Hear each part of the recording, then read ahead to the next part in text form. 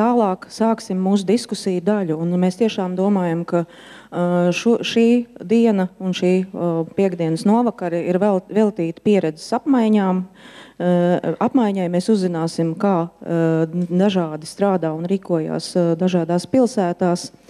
Mums tiešsaistē seko līdzi arī tie, kas skatās internetā šo fórumu. Par to paldies mūsu partnerim Latelekom. Un šobrīd es gribētu aicināt šeit Aivu Rozenbergu, mūsu programmas Rīga 2014 koordinātoru, un sākt diskusiju. Paldies, labdien!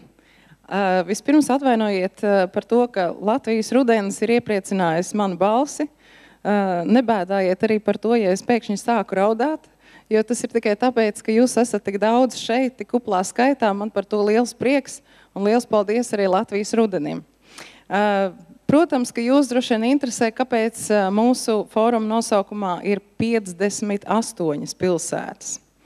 Jā, tas ir labs jautājums, un faktiski, tā kā mēs esam augstskolā, es gribētu sākt ar vienu testa jautājumu, varbūt kāds zina pareizu atbildi. Cik muguras skriemeļu mums ir? Kāds zina?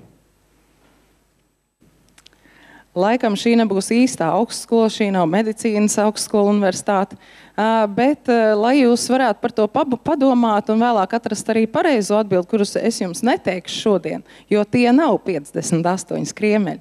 Bet es gribētu tādu salīdzinājumu izteikt, ka, ja mēs cilvēku organismu salīdzinām ar pilsētas organismu, tad es gribētu teikt, ka kultūra veido tos dziļos muskuļus, jeb dziļā slāņa muskuļus, kas satura mūsu mugurkaulu kopā.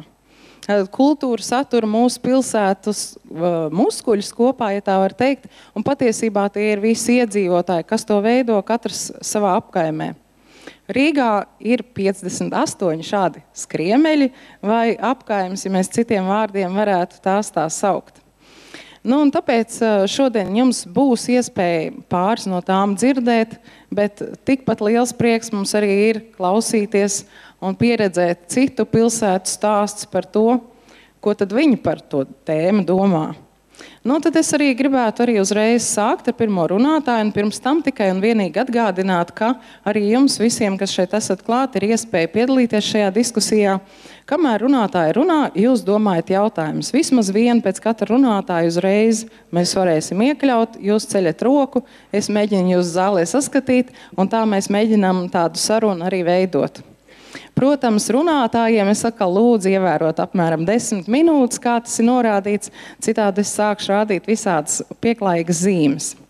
Nu, tātad pirmais runātājs mums nāk no Liverpūles. Un šī pilsēta, Eiropas kultūras galvaspilsētas gadā, bija pazīstama ar to, ka pa viņu ielām staigāja milzīgs zirneklis. Es nezinu, vai viņš izstaigāja visas pilsētas rajonus, vai viņš satika visus pilsētas iedzīvotājus, bet noteikti, ka Nils mums varēs to pastāstīt vairāk. Nil, floor is yours.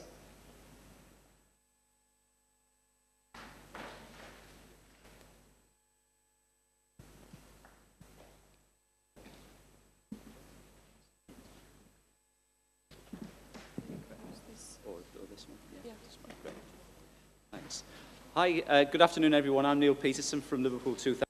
Labdien, es esmu Nils Petersons, es esmu no Liverpoolas 2008. Lieliski būt šeit, šajā Rīgas mikrorajonā. Es otrais esmu Rīgā, bet tagad es esmu iepazinis šo mikrorajonu, jo taksometra vadītājs šausmīgi apmaldījās un riņķoja ap šo mikrorajonu. Tas ir tiešām fantastisks. Ir ļoti jauki būt šeit, jo es atpazinu daudzas tēmas, ko Anna minēja savā uzrunā. Es domāju, ka vismaz mani piedalīšanās Liverpoolas pasākumos paglāba no iesaistīšanās sīkā noziedzībā. Bet man ir tikai 10 minūtes, bet es gribētu mazliet jums pastāstīt par to, kā Liverpoola saistījās ar tās iedzīvotājiem kultūras galvaspilsētas programmas ietvaros un minējuši dažus piemērus, un varbūt būs arī dažas atsauces uz Annas teikto. Un īpaši es gribētu saistīt iedzīvotājus ar pilsētas programmu, par to, kā pilsētas dažādas teritorijas tika izmantotas. Mūsu programmās bija programmas, kas arī saistīja cilvēkus kā brīvprātīgo programmas, un arī dalīšos dažās mācības stundās, ko mēs guvām. Vispirms daži vārdi par programmēšanu.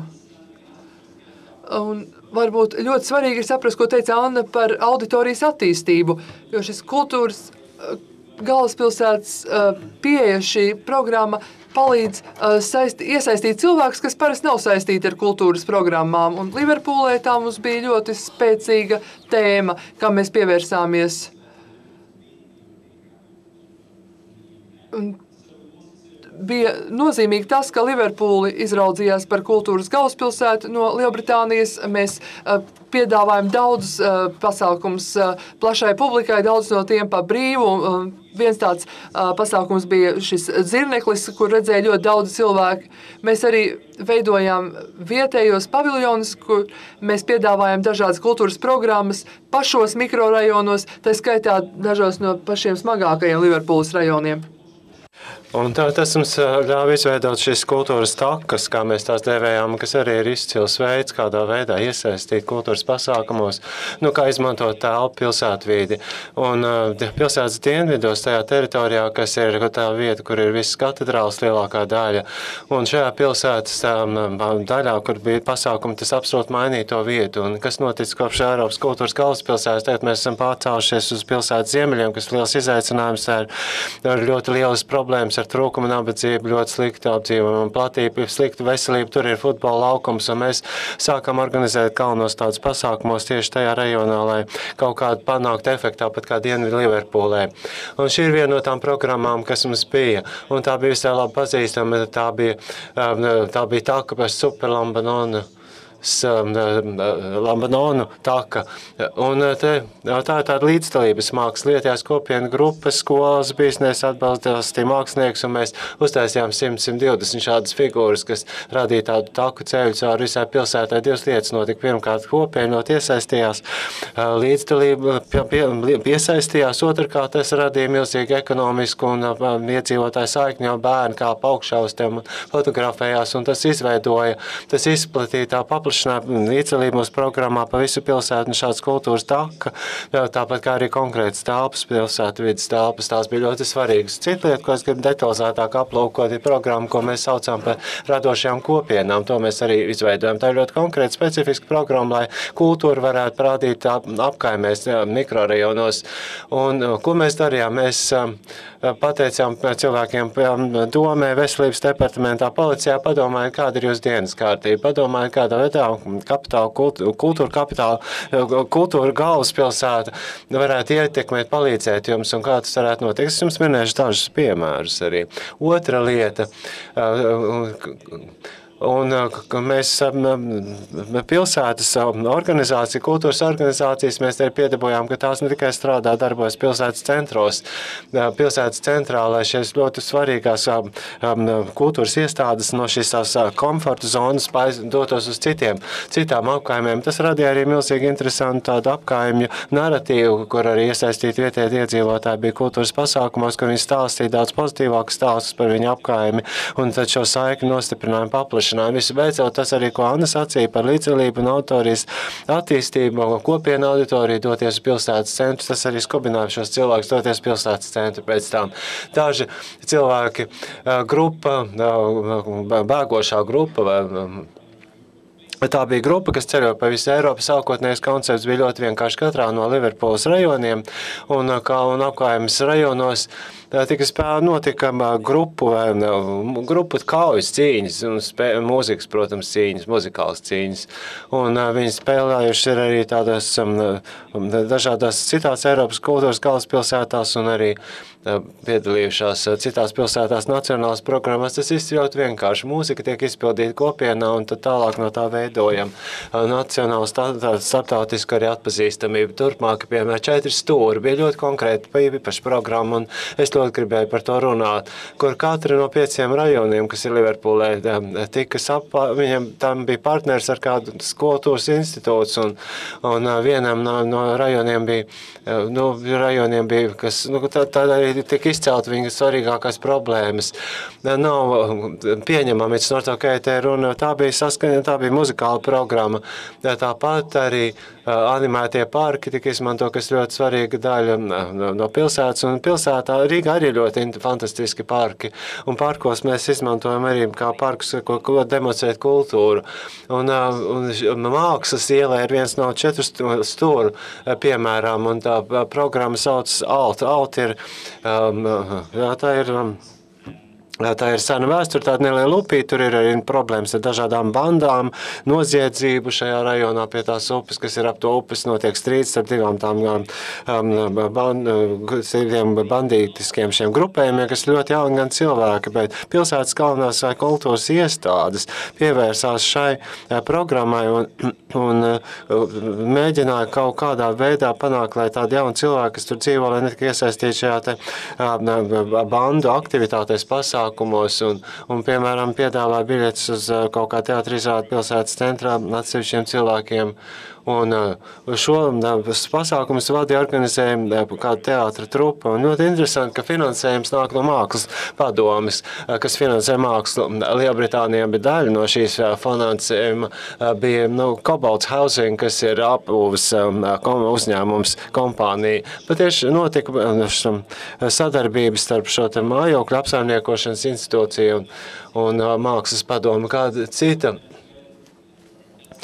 L-sistēma bija programma, kas ietekmēja, iespaidoja arī kādu no citām Liverpools programmām jau 4 gadus, un te runa par to, kā mūzika maina cilvēku dzīvi. Tad notika sadarbībā ar skolu West-Evertonā, Rietum-Evertonā, kas ļoti izaicinošs rajons. Katrs bērns tad tiek mācīts muzikā 4 stundas nedēļā, plus arī pēc skolas, un vecāki tiek iesaistīti, gan arī 200 cilvēki piedalījās šajā programmā, un tas milzīgi atšķirība radīja viņa izglītības sasniegumos un tādī kā jūtas šajā apkaimē kopienē, un šeit arī viņi sajūtuši izveidojās šī saikne ar Filharmonijas orķestru pilsētā. It's not okay, nav viss kārtībā, tā nevar pretvārdarbības programma.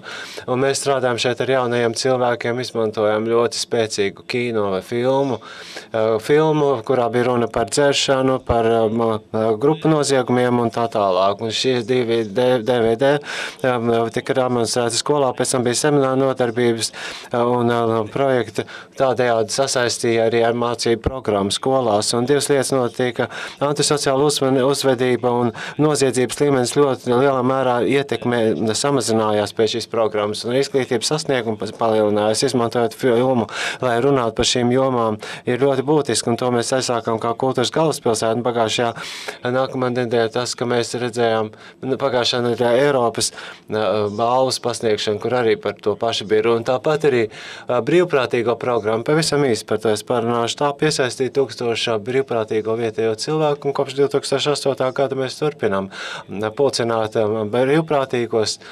Šeit jūs redzat viņus 2008. gadā formas tērpos, un ir ļoti daudz pavecu cilvēku, ir vecāku cilvēku, kuri runā par to, ka viņi grib atrast tādu saikni ar citiem, kuriem mēs nav partneri, kur vairs nestrādā, un patiešām ļoti kaislīgi strādā šajā programmā. Mums arī bija sadarbība ar mazumtirdzniecības iepirkšanās centru pilsētā, un viņa aizvien joprojām nodrošina palīdz organizēt sporta pasākums.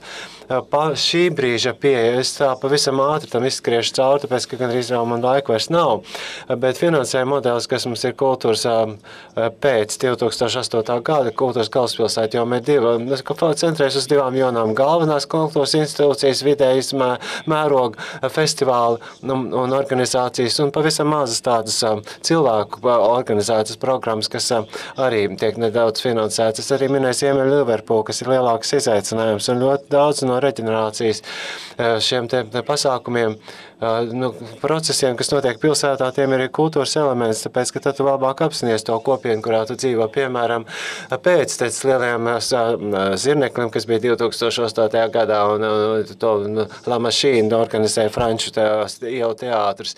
Tad mēs organizējām Titanika projektu, bija 100 gadu kopš Titaniks devās ceļojumā, jo tas devās ceļā tieši no Liverpools, un mēs izmantojām tālāk šo programmu. Un mēs to demonstrējām Ziemeļ Liverpoolē, un jūs redzat arī vietējos cilvēkus, kur ir ļoti tāds slikts kvalitātes ēkas, trūcīgs tas rajons. Šeit jūs redzat futbola laukumu un kāda maza meitenīte, protams, gigantiska maza meitenīte staigā iet cauri auditoriju, un tāda sajūta vietējiem cilvēkiem bija pārsteidzoši, ka tas notiek tieši pie viņiem pārstādes mācības, pirms es beidzu. Pirmkārt, jādomā ļoti radošā veidā, jādomā par pilsētas dienas kārtību, kā kultūras sāknes varētu izmantot, lai risinātu pilsētas problēmas. Jūs investējat savās apkaimēs vietējos cilvēkos, vēl brīvprātīgo programmās, tas tiek augstu novērtēts pilsētā. Otrkārt, tas arī paplašina auditoriju, jo visi cilvēki, kas piedalās vietējā līmenī, kā brīvprātīgie, viņi grib zināt, kas notiek pilsētas centrā, arī tur viņi iesaistās. Un tad, ko tad šie cilvēkos mosta skaisla pret savu tādu kaistīgu attieksmi pret savu pilsētu, kas ļoti svarīgi, un tāpēc ir jābūt ļoti elastīgām attiecībām starp organizācijām, nav runa tikai par naudu un finansējumu. Bet lielā problēma ir divas tādas svarīgi jautājumi. Reizēm ir diezgan grūti sazināties, komunicēt par vietējām programmām, pastāstīt par to citiem. Mēs ļoti labi mākam pastāstīt par svarīgiem plašmērogu notikumiem, bet ļoti grūti par vietējiem notikumiem un, proti, arī par ražošanu vērtību. Tāda, kad, piemēram, ir runa par tādu Titanika pasākumu notikumu auditorijas, tad, protams, ka tas tā kā viss uzreiz kaut kā atmaksājas, bet reizēm tad vietēji cilvēki bieži vien neinteresē tādu mazmērogu pasākumu. Nevajag dzemāties pakaļ finansējumam tikai, bet visu jāizdomā pareizi, un ir milzīgs potenciāls. Tas palīdzēt veidot arī kopienas kohēziju, ir iesaistīt auditoriju daudz vairāk, un arī tad rāda cilvēkos lepnumu un kaislu par savu pilsētu, un es parādīšu. Šeit ir pēdējā diena no tā lielā notikuma, kas notika Liverpoolē. Tas 4 gadus pēc jau galvaspilsētas 2008. gadā, un, proti, ir ļoti daudz arī brīvprātīgo, un tas ir tā kā mantojums arī no šīs kultūras galvaspilsētas laikiem. Es ceru, ka mums bija noderīgs man šis izskrējiens caur Liverpools programmām.